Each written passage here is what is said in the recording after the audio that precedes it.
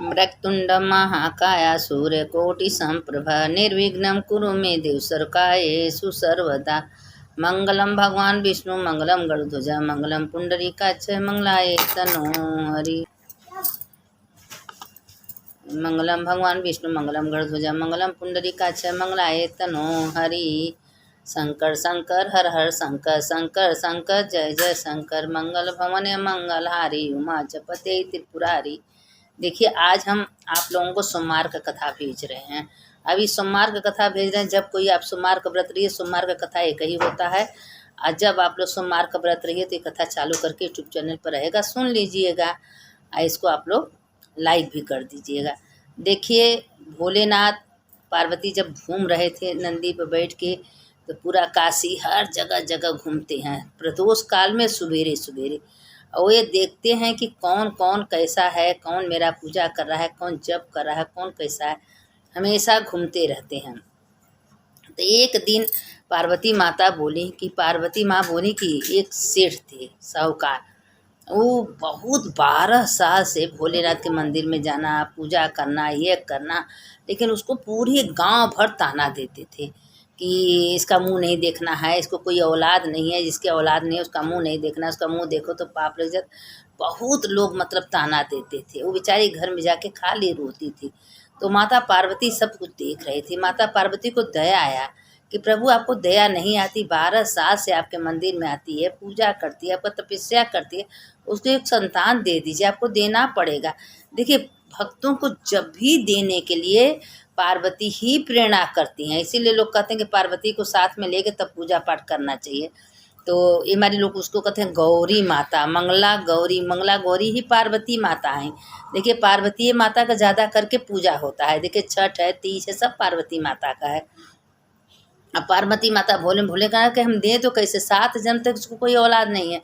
कहे नहीं प्रभु आपका कुछ तो इसका पाप कटा होगा, इतना दिन से आपके मंदिर में जा रहे हैं, पूजा करा है, बेलपत्र चढ़ा रहे हैं, सब कहते हैं एक बेलपत्र चढ़ाई 3 जन्म का पाप नष्ट, उसका पाप नहीं नष्ट हुआ, आपको देना। कहे हम दे देंगे। सिर्फ 12 साल का लड़का, 12 साल की आयु रहेगा, 12 साल पर उसका मृत्यु हो जाएगा। तो पार्वती माँ कहें कि ठीक है दे तो दीजिए, कम से कम उसका बाजपन छूट जाए, सब ताना तो छोड़ दें। अब वो अपन उसी समय भोलेनाथ आशीर्वाद दिए, गर्भवती हो गई। और उसके पति जो है सब सुन रहे थे, उसको तो होने ना होने से कोई खुशी नहीं हुआ। अब बेटा हुआ बहुत सुंदर, भगवान का भाई आशीर्वाद से हुआ है तो सुंदर तो होबे करे, ज्ञानी भी होगा।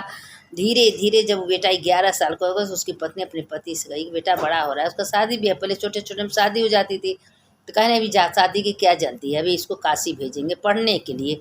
अब वो अपना क्या हुआ कि अपने भाई को बुलाई और उसके मामा से खूब मजे का पैसा कौड़ी बहुत था, धान दौलत रुपया पैसा दे दी।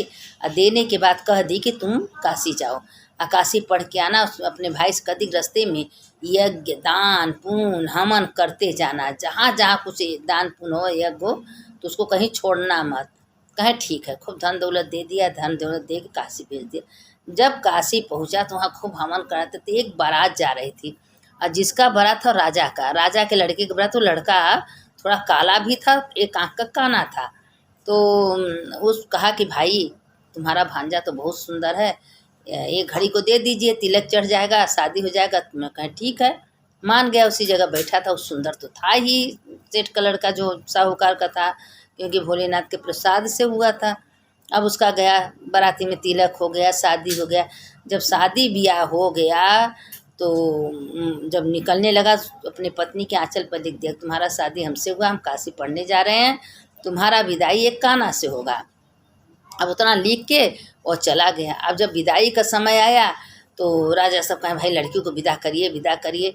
तो लड़की कही कि पिताजी मेरे पति नहीं है, मेरे पति काशी पढ़ने गए हैं, मेरा शादी इनसे नहीं हुआ है, हम इनके साथ नहीं जाएंगे। अब उसका बारात जैसा आया था वैसा बारात मुँह बनाया वापस गया, क्योंकि भाई लड़की को तो पता हो गया कि मेरा पति है नहीं, मेरा शादी तो दूसरे से हुआ है, साहूकार के लड़का से हुआ।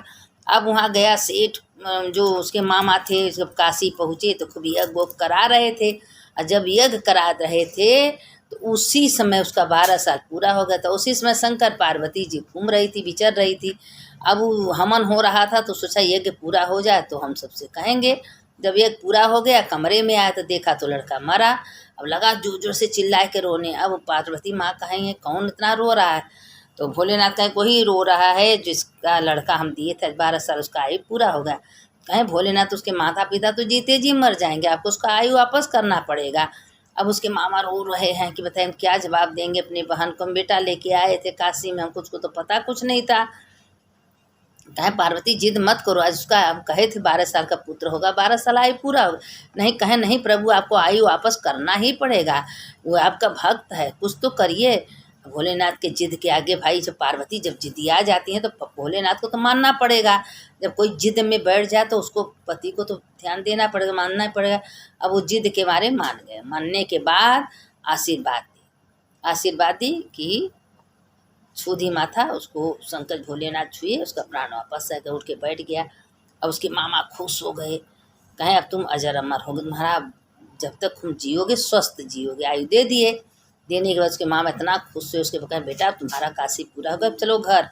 जब घर जा रहे हैं तो उसी स्थान पर फिर गए जहाँ उसका शादी हुआ था। और वो लड़की छत पर बैठी थी, अपने पति को देखी तो बड़ी खुश, कहे पिताजी मेरे ही पति हैं। पति को बोला 2-4 दिन अपने घर रखे, इज्जत सम्मान किए। करने के बाद बेटी को खुद दे लेके घोड़ा हाथी लाव लश्कर एक सब दिए, और देने के बाद उसका विदाई कर दिए। विदाई करने के बाद जब वो लड़की या लड़का दोनों अपने घर जा रहे हैं और उसकी माँ पिता छत पर बैठे थे, आज 12वां साल, आज मेरे बेटे का कुछ सुनाएगा, तो इसी छत पे से कूद के हम लोग जान देंगे, अब हम लोग जिंदा नहीं रहेंगे, क्योंकि बहुत तपस्या के बाद मेरा बेटा मिला, अगर मेरे बेटे को कुछ हो जाएगा तो हम जिंदा नहीं रहेंगे। अब जब अपने घर पहुँचे तो उसको जो भाई थे आगे आगे गए, कहें बहना बहना, कहें क्या हुआ, तो कहें तुम्हारा बहू बेटा आ रहा है। कहें क्यों मजाक कर रहे हो, कहें देखो तो लाव लक्सर सहित पूरा उसका बहू बेटा पूरा धन दौलत रुपया पैसा से आ रहे हैं। कहें बेटा अरे माँ भानी कुल कैसे हुआ, कुल बता दिए कैसे से हुआ। ये आपके बेटा मर गए थे, पार्वती शंकर घूम रहे थे, पता न कैसे माथा छुए, इनका आयु वापस आ गया। अब इतना खुश माता पिता के खुशी का कोई ठिकाना नहीं था कि आज मेरे बेटा का पुनर्जन्म हुआ, मेरे बेटे को आयु मिल गया, अब मेरा बेटा जिंदा रहेगा। अब लेके बहू बेटा का आरती उतारे, घर में बहू को उतारे, भाई घर मकान घर तो बढ़िया था, पैसा तो बहुत था, एक औलाद ही नहीं था। लेकिन देखिए भोलेनाथ क्या नहीं दे देते हैं, खाली मन से आप लगे रहिए। दुख तो जरूर आता है, लेकिन दुख के बाद सुख भी आता है। ये नहीं कि आज हम पूजा किए भगवान, अरे गेहूँ बोएंगे चावल बोएंगे खेत में तो उसमें 4-6 महीना लगता है, तुरंत तो होता नहीं है। तो आप करते रहिए, मंदिर जाते रहिए, सत्संग पूजा करते रहिए, एक दिन भगवान आपका सुनेंगे। ये नहीं थोड़ा सा दुख है तो घबरा गई, घबराना नहीं चाहिए, भगवान पर भरोसा विश्वास करना चाहिए। भोलेनाथ सबको छप्पर फाड़ के देते हैं। अब भोलेनाथ जब उसको उसका बेटा बहू मिल गया, इतना खुश हो गए, कहें है भोलेनाथ, जाए के मंदिर में गए, बहू बेटा को ले गए माता पर। भोलेनाथ आपका करोड़ों करोड़ों बार धन्यवाद, आपकी कृपा से आज मेरा बेटा का नया जीवन में मेरा बेटा मिला, बहू मिला, मेरा घर भर गया। हम जिंदगी भर ताना सुनते सुनते थके। हे भोलेनाथ आपका बहुत करुणामय, बहुत दयालु आप हैं कि हर भक्तों का पुकार सुनते हैं। मेरे शिव मेरे भोले, मेरे कोई संतान नहीं लिखा था, लेकिन मेरे कर्म से आप भोलेनाथ हमको तो उसमें से आवाज़ आई कि तुम इतना तपस्या की हो, निष्ठावान करके विश्वास से भगवान का पूजा छोड़े नहीं, तो इसीलिए भगवान को तो सुनना पड़ेगा। देखिए भक्त के अधीन भगवान रहते हैं, बार बार हम कहते हैं कि जो सच्चा भक्त रहेगा उसके अधीन। इसीलिए कहते हैं कि बिन सत्संग विवेक न होई राम कृपा, बिन सुलभ न होई सत्संग, एक गरी आधे गरी जरूर करना चाहिए। अगर जो सत्संग करता है, कथा सुनता है, कहानी सुनता है, हर व्रत का कथा सुनना चाहिए।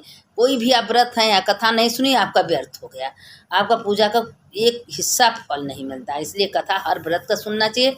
कथा का बहुत बड़ा महत्व है, कथा का ही आत्मा का ज्ञान बताए हैं भगवान।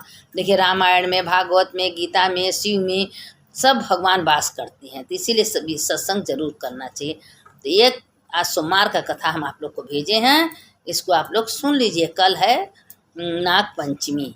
अब नाग पंचमी का ज़्यादा अभी नहीं, कल हम अच्छे से कथा भेजेंगे। थोड़ा सा खाली बता दे रहे हैं कि एक लड़की थी, वो हमेशा नाग देवता का पूजा करती थी। नाग पंचमी के दिन दूध चढ़ाती थी, लावा चढ़ाती थी, और उसके बाद पूरा जंगल में जाके तो उसके धीरे धीरे करते नाग से उससे प्यार हो गया। तो नाग देवता जो हैं रोज़ उजाती थी, एक कटोरा दूध लेके उसको पिलाती थी, वही जंगल में पर डे उजाती थी।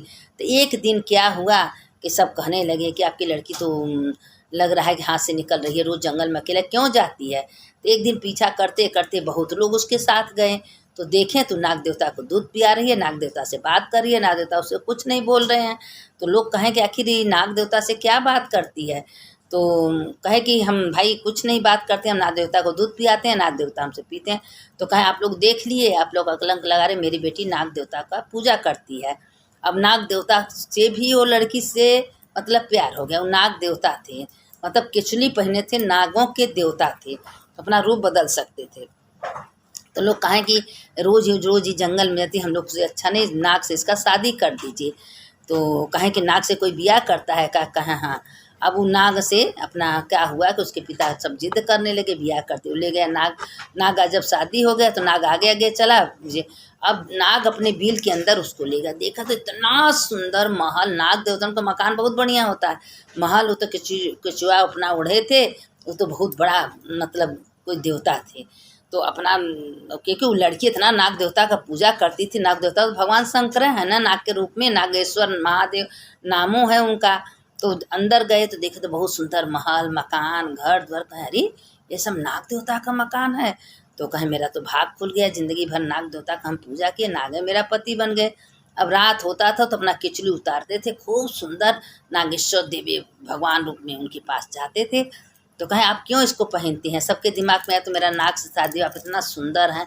कहें नहीं, सवेरे सवेरे पर। तो एक दिन क्या हुआ कि अपने मायके गए तो उसके पिता पूछेंगे बेटा क्या हुआ, हाल चाल सब ठीक है, हम तो सबके दुनिया में दबाव में नाग दे। कहे नहीं पिताजी आप जो किए बहुत अच्छा किए, मेरे नाग से बिया जरूर किए हैं, वो नाग नहीं है देवता हैं, वो अपना किचली ओढ़े हैं, रात को एकदम मानुष में हो जाते हैं। तो कहें कि एक दिन क्या करो कि उसका कुचली जला दो, ना कुचली मिलेगा ना अपना पहनेगा। तो कहें कि ठीक है, जो आप बोल रहे हैं हम वही करेंगे। अब देखिए कल नाग पंचमी है, आज भी कल भी कथा आप लोग सुन लीजिएगा। कथा नाग पंचमी जो सुनता है उसके ऊपर से अगर नाग देवता का कोई ग्रह दोष रहता है तो दूर हो जाता है। नहीं तो हमेशा पंडित जी कहते हैं इसको उसका नाग सर्प का दोष है, यह है वो है, कथा सुनने से सब दूर हो जाता है। अब वो अपना क्या हुआ कि एक दिन जला दी, जब सवेरे उठे नाग देवता अपना खोजने लगे। तो कहें मेरा कहाँ गया कि जो कहें तुम्हारा खिचड़ी हम जला दी। कहें क्यों, कहें अपने असली रूप में आओ, अब क्या है कहाँ पहने। तो अपने असली रूप में आ गए, पूरा गांव घर देश सब गया। अब वहाँ जाके देखने लगा तो कहें कि अरे हमको तो पता नहीं, हम लोग तो नाग देवता से इनका शादी कितना सुंदर मानो, तो मानो नाग देवता नहीं तो अपना रूप बदल लेते थे, ये भगवान है, आई नाग देवता नहीं स्वयं भगवान है। तो कहे मेरा तो भाग्य खुल गया है इनका ज़िंदगी। अब देखिए जो अच्छा कर्म करता है, ज़िंदगी भर पूजा करता है, पाठ करता है, दूध नाग देवता का सेवा करता है, नाग देवता उसके ऊपर कृपा करते हैं। तो इसीलिए नाग पंचमी के दिन नाग देवता का पूजा ज़रूर करना चाहिए, उनको भोग लगाना चाहिए और उनको जो है दूध लावा चढ़ाना चाहिए, अपने दरवाजे पर टांगना चाहिए, उनका धूप दीप से आरती करना चाहिए। जो नाग पंचमी के दिन नाग देवता का पूजा करते हैं, नाग देवता उसके ऊपर हमेशा अपन कृपा दृष्टि बरसाते हैं, उसके घर में कभी कोई दुख नहीं आता। क्योंकि नाग देवता जितना दुख आता है सब अपने ऊपर ले लेते हैं। कहते हैं जो मेरा नाम लेता है, जो हमको लावा दूध चढ़ाता है, जो अपने घर में हमारा पूजा करता है, हमको भोग लगाता है, उसके घर में सुख शांति बरसात होती है, हम उसके घर में हमेशा अपन कृपा दृष्टि बनाते रहते हैं। इसीलिए कहते हैं कि देखिए आप लोग भी कल नाग पंचमी है, नाग देवता का पूजा करिए, कथा कहानी सुनिए, आपके ऊपर भी नाग देवता भगवान कृपा करेंगे। क्योंकि सब अपने अपने तिथि त्यौहार के लिए परेशान है, कौन ऐसा देवता है। देखिए बताओ आज अगर नाग देवता का नाग पंचमी का दिन क्यों मनाया गया है, इसलिए कि उनका त्यौहार है।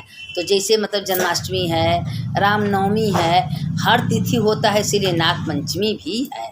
तो नाग पंचमी के दिन नाग देवता का पूजा करिए, धूप दीप दिखाइए, उनको चावल अच्छा जो है लाई दूध सब चढ़ाइए और पूजा करिए। आपके ऊपर भी नाग देवता खुश रहेंगे, प्रसन्न रहेंगे। अब आपके घर से अरह ग्रह सब दूर हो जाएगा। तो इसीलिए पहले तो गांव-गांव में जंगल खेत में लोग जाते थे, दूध लावा चढ़ाते थे, जब आते थे तब पूजा होता था। हम लोग भाई चलिए नहीं सुविधा है तो फोटो से भगवान का जो पूजा कर लेते हैं, करते हैं। जो ऐसा करता है उसके समस्त पाप दूर हो जाते हैं। सुनने वाले की जय, सुनाने वाले। सोमवार का आज हम कथा भेज दिए, नाग देवता का भी भेज दिए, और कल इससे अच्छा कथा हम आपको भेजेंगे। आप लोग बस सुनिए, हम भेजते रहें।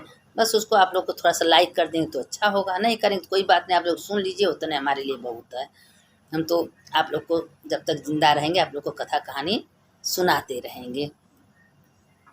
सुनने वाले की जय, सुनाने वाले की जय।